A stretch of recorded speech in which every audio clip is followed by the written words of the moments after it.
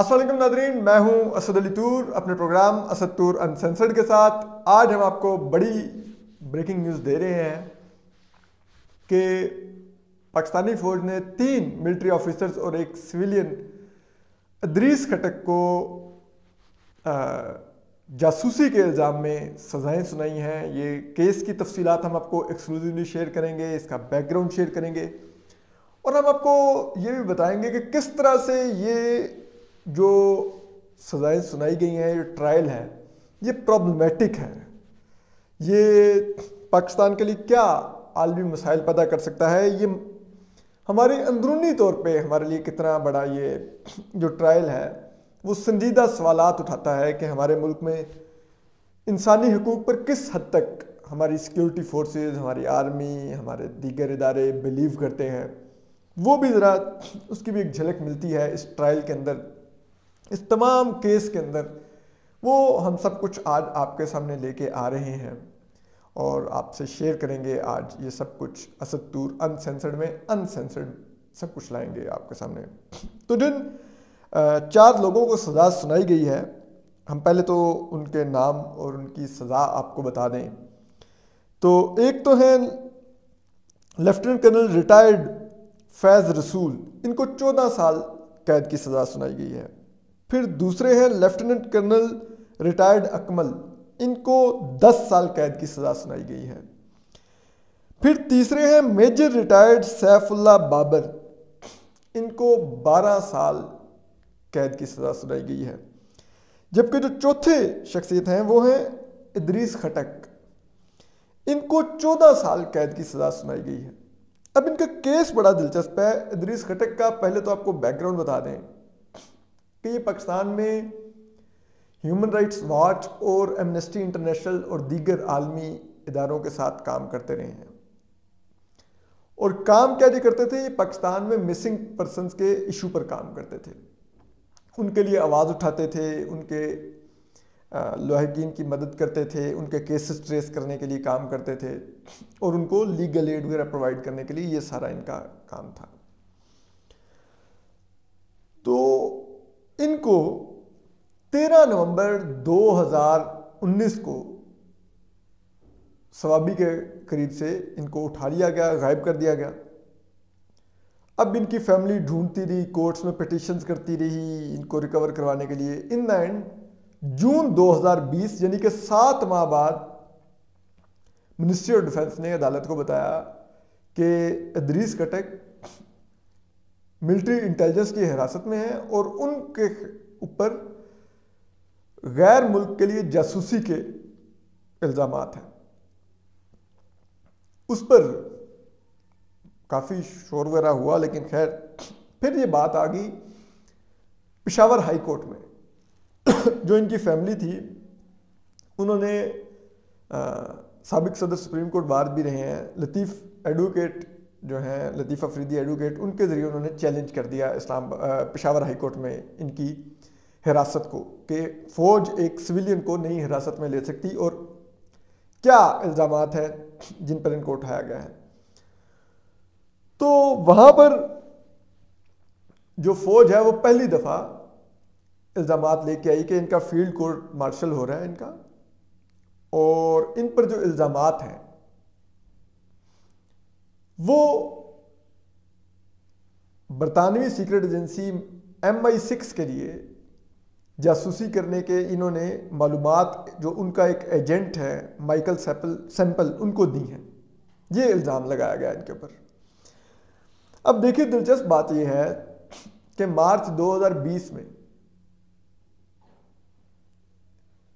جو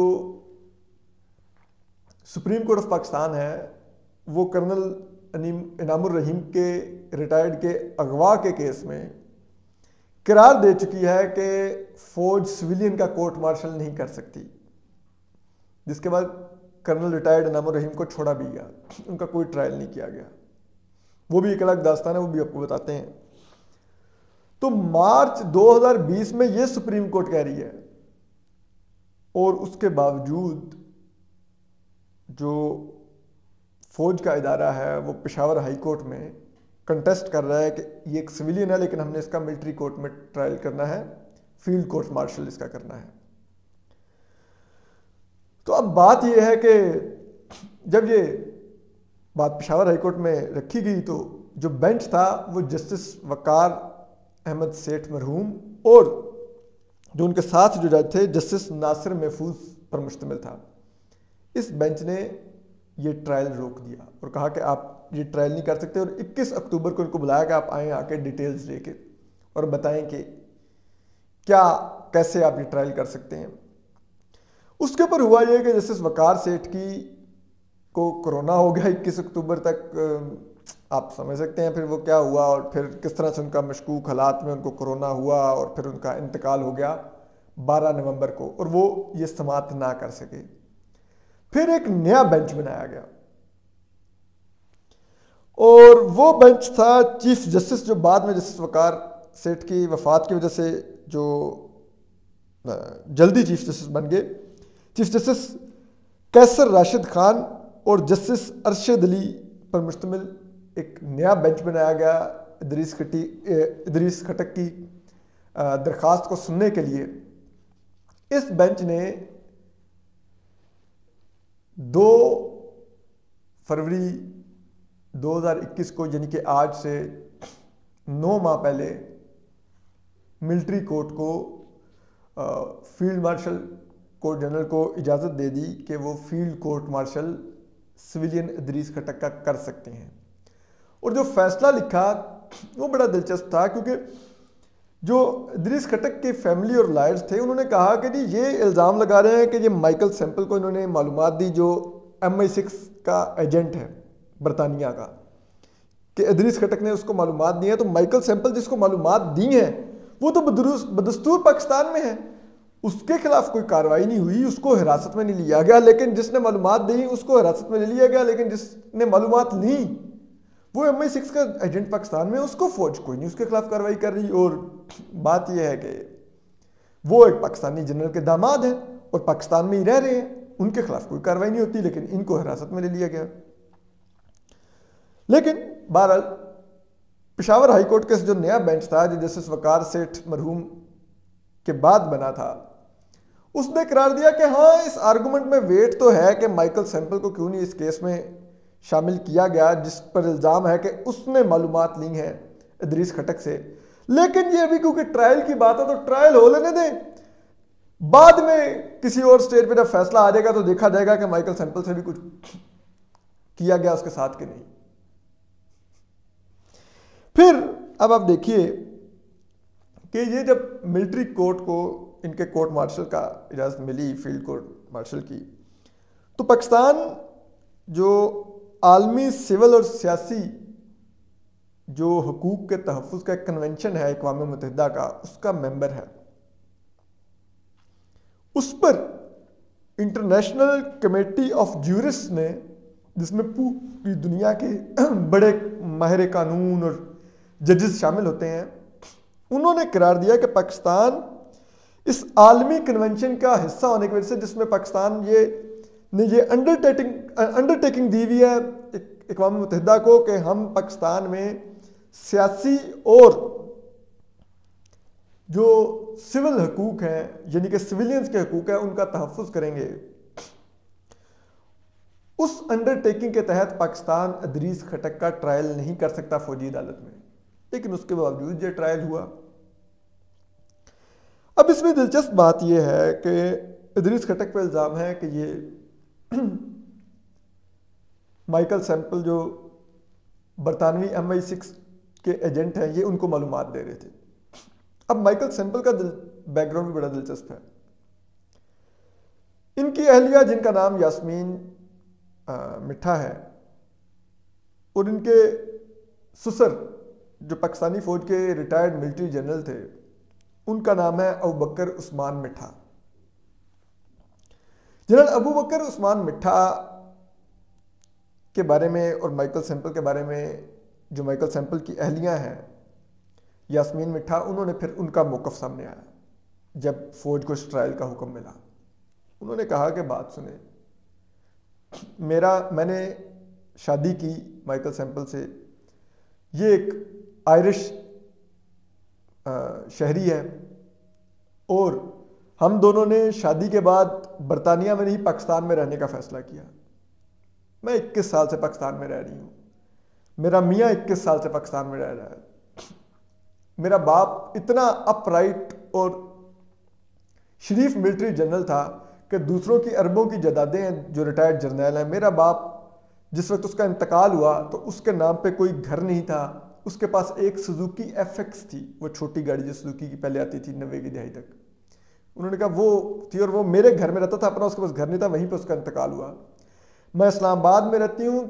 ہم نے بجائے اس کے ہم بناتے کوئی انگلش میڈیم اسکول, ہم نے اردو میڈیم اسکول بنایا جس میں صرف اردو پڑھائی جاتی ہے اور پاکستانی کلچر کے بارے میں پڑھایا جاتا ہے. ہم اتنا پاکستان سے پیار کرتے ہیں.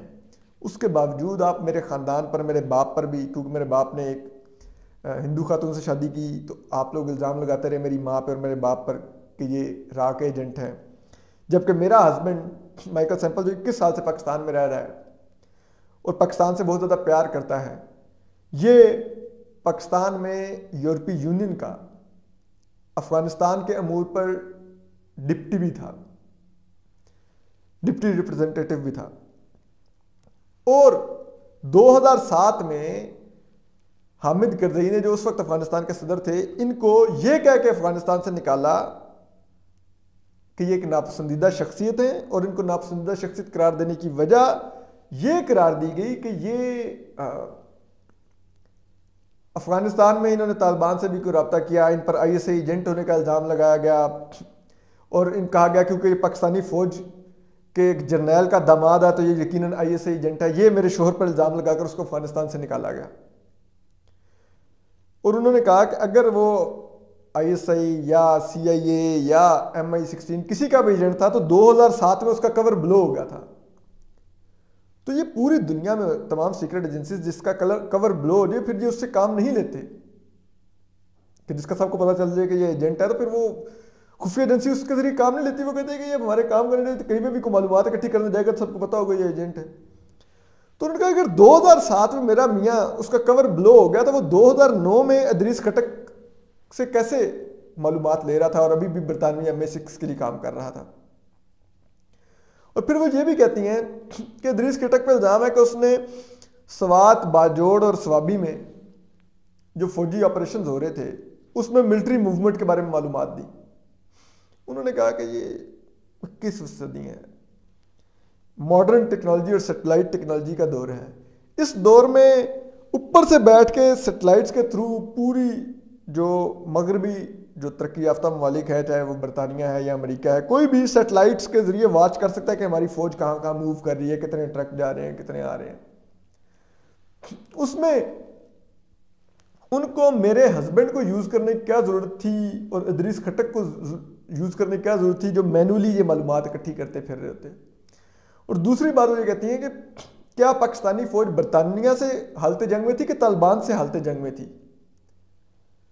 تو کیا ضرورت تھی, اگر تو برطانیہ سے حالت جنگ میں ہوتی پاکستان کی فوج تو پھر بھی سمجھ آتی کہ برطانیہ یہ معلومات اکٹھی کر رہا تھا پاکستانی فوج کے بارے میں. ہم تو طالبان سے ہماری فوج جنگ کر رہی ہے تو پھر کیا انہوں نے معلومات اکٹھی کرنی تھی. پھر وہ یہ کہتی ہیں کہ اس سب کے باوجود ان کے ہسبینڈ ابھی پاکستان میں ہیں اور ان پر یہ الزامات لگائے جا رہے ہیں. تو اب دیکھیے کہ مائیکل سیمپل کا بیک گراؤنڈ بھی ہم نے آپ کے سامنے رکھ دیا, ادریس کھٹک کا بھی رکھ دیا ہے آپ کے سامنے.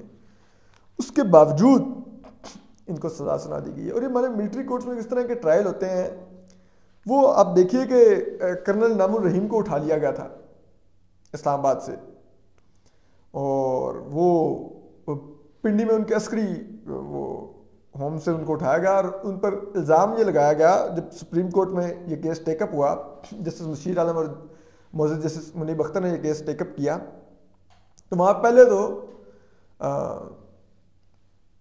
فوج نے یہ موقف رکھا کہ ان سے پاکستان کے ایٹمی راز ان کے لیپ ٹاپ سے برآمد ہوئے ہیں تو ہم نے ان کا فیلڈ کورٹ مارشل کرنا ہے. اور پھر جب اگلی سماعت ہوئی, پہلی سماعت پہ یہ موقف اختیار کیا گیا, اگلی سماعت پہ آ کے کورٹ سے یہ درخواست کی گئی کہ وہ کرنل نام الرحیم کو کہیں کہ وہ اپنے لیپ ٹاپ کا پاسورڈ تو دے دے. تو ججز بھی ہکا بکا رہ گئے. تو کل تو آپ کہہ رہے تھے کہ न्यूक्लियर मालूमात मिली हैं, तो आपके पास तो लैपटॉप का पासवर्ड तक नहीं है, तो फिर मालूमात कहाँ से निकाली थी? तो ये इधर उधर देख रहे थे जो अटॉर्नी जनरल ऑफिस के लोग थे और मिनिस्ट्री ऑफ डिफेंस के जो ऑफिशियल्स आए हुए थे, और उसके बाद इनको फिर शर्मिंदा होकर कर्नल नामुर रहीम को छोड़ा गया। और उस वक्त इस बेंच ने ये करार दिया कि आप किसी भी सिविलियन का फौजी ट्रायल नहीं कर सकते, कोर्ट मार्शल नहीं कर सकते। लेकिन उसके बावजूद अब देखिए इदरीस खटक का कोर्ट मार्शल हो गया है। सिर्फ बज़ाहिर वजह यह है कि ये मिसिंग पर्सन्स के लिए काम करते थे। अब बात यह है कि हमें ये देखना होगा कि आखिर पाकिस्तान किस किस्म का मुल्क चाह रहे हैं हम, जहां पर इंसानी हकूक की इज्जत ना हो, जहां पर कोई वैल्यू ना हो किसी इंसानी जान की, उसकी आज़ादी की, उसकी फैमिली की। इनकी बेटी एक अरसे से भटक रही है कि मेरी बाप से बड़ी मुश्किल से 2 मुलाकातें करवाई गई कि वो बेटी अपने बाप को नहीं मिल सकती। बाप का कसूर यह है कि वो इंसानी हकूक मांगता है कि आप लोगों को गैर कानूनी तौर पर अगवा न करें। कैसी रियासत है जो अपने ही शहरियों को अगवा करती है? 2011 से 2021 तक 8,700 कुछ लोग अगवा किए गए हैं। ये मुदस्सिर नारू भी अगवा है। खुदारा सोचिए, रियासत को अपने लोगों से प्यार करना चाहिए। हमारे आगे इल्ज़ाम बार बार लगाया जाता है कि वो देखें ये फॉरेन फंडेड हैं, फॉरेन एजेंट हैं, मंजूर पश्तीन, मोहसिन दावर, अली वज़ीर, ये अफ़गानिस्तान से, ये इंडिया से फंडिंग ले रहे हैं, ये कर रहे हैं, वो कर रहे हैं। उस दिन सिंध के प्रोसिक्यूटर जनरल ने जाकर अदालत को बताया कि जी इनकी जायदाद जब्त करनी थी, इनकी कोई जायदाद ही नहीं निकली। कैसे फॉरेन एजेंट है जिनके पास कोई जायदाद भी नहीं है, कोई पैसे ही नहीं बना सके?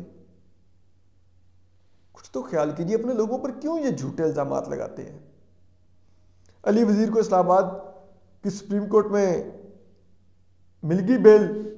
जो एक केस रहता था उसमें वो सिंध में, उसमें जाके प्रोसिक्यूटर जनरल कहता जी मैं तो वो ज़मानत की फ़ाइल ही घर भूला हूँ, मुझे वो याद नहीं रही, तो मैं अगली पेशी पर बात कर लूँगा, और वो 10 दिसंबर तक मौखर होती है। इस तरह के डिलेइंग टैक्टिक्स इस्तेमाल करते हैं। ये मत कीजिए। आप मुदस्सिर नारू के बेटे की आंखों में देखें, कभी सच्चल की आंखों में, 3 साल का है, उसकी माँ तो चली गई, छीन ली आप लोगों ने, बाप भी आपके पास है, छोड़ दें। आप कभी उसकी आंखों में देखिए, उसमें आपको अपना पोता नजर आएगा, अपना नवासा नजर आएगा। क्या आप चाहेंगे कि आपका पोता नवासा इस हालत में हो कि आपका बेटा लापता हो, आपकी बहू का इंतकाल हो जाए, उसका बोझ आपके बूढ़े कंधों पर हो? मुदस्सिर नारू की माँ को तो देखिए ना, कुछ तो सोचिए ना कीजिए। मुदस्सिर नारू को भी वापस भेज दीजिए। ये इदरीस खटक का भी क्या ये शेडी ट्रायल करके मिल गया? ये लोगों को अगवा करने की पॉलिसी तर्क कर दीजिए ताकि कोई इदरीस खटक की आवाज ही ना उठाए। क्या मिलेगा ये सब कुछ करके इस रियासत को? तो ये एक इंतहाई शेडी ट्रायल है। एक इंसानी हकूक की आवाज उठाने वाले को 14 साल कैद की सजा सुना दी गई, एक शेडी मिलिट्री ट्रायल करके। हम आपको अपडेट करते रहेंगे। अपना ख्याल रखिए, सलामत रहिए। अल्लाह हाफिज।